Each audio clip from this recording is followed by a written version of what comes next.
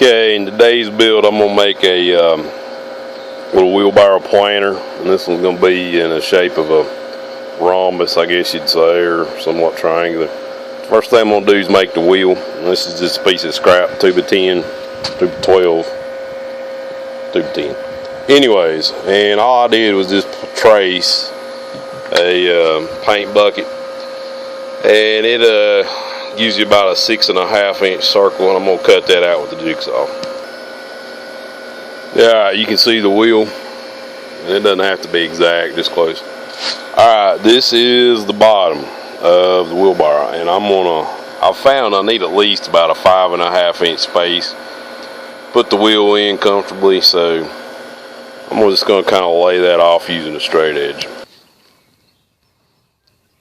Alright, what I've done here is I found the midpoint, and then I just laid the ruler down here, and I measured out 6 inches, and this is going to be the outside of the front of the wheelbarrow, and I'm just going to pick a point back here in the back and mark this off.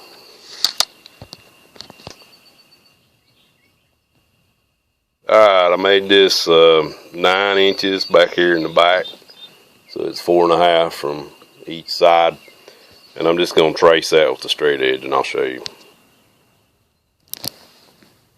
Okay, and that's going to be kind of the outline of the wheelbarrow, and we'll go from there. Alright, here's a little revision after I looked at it outside to make it a little bigger. So I went out to 12, which gives me 6 inches from the outside line, and we'll just kind of mark this one out. And I'm going to cut these on this angle, whatever that is, and I'll show you what it looks like. Alright, that's what you got when you get all the bottom pieces cut. Now, the tricky part is making the sides, and the sides run, whatever your angle was on the bottom, like say this one was 11 degrees, your side pieces will be 11 degrees from on the angle. And I just mark and cut my long and short points, and I just turn my miter saw down on 11 degree bevel cut.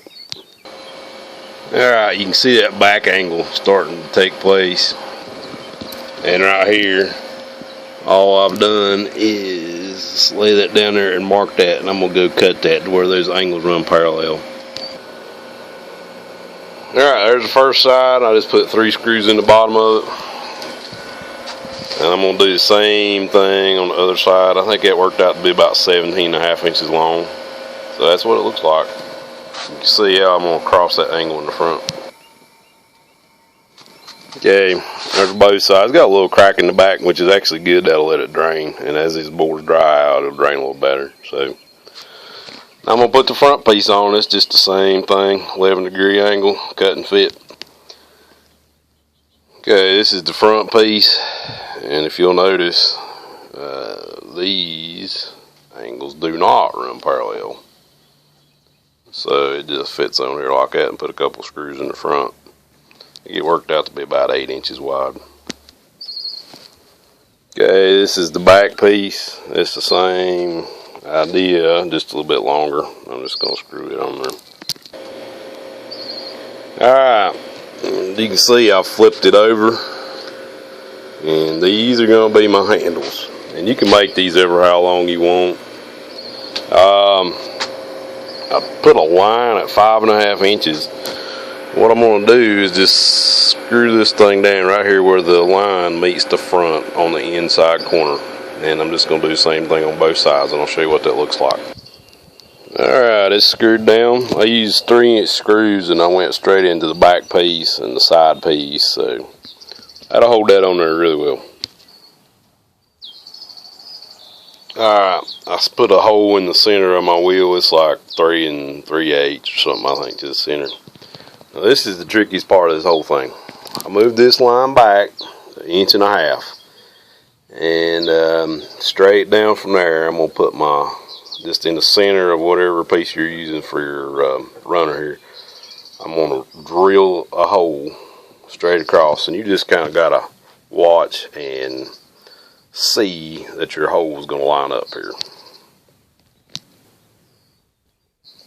Yeah, I've got my hole in here, and it kind of helps if you take your square and kind of see the angle the hole needs to go at for that to make a straight line. So that's what I did. And I kind of ring my holes out a little big. Okay, and I got lucky that time. It worked. And this is just a regular old dowel rod. What I'm going to do is put a little glue right here and right here. And when I do that, I'm going to slide it back inside here and kind of rotate it around. And I'm just going to saw that off right here with the little coping saw. Alright, I made these two little blocks. Let me give you a warning. Two things. Don't make these too long, or the tilt on the wheelbarrow will be so great all the water will run out. The first one I did, that was a big problem.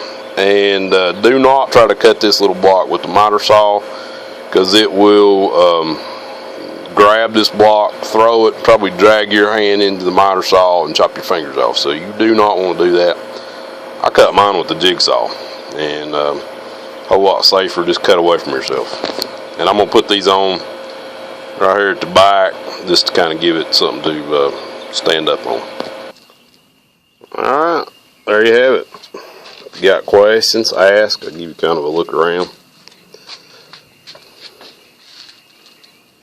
That's what it looks like.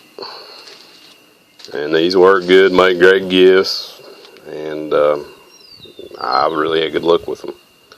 Thank you for watching. If you hadn't subscribed, please do. Thank you.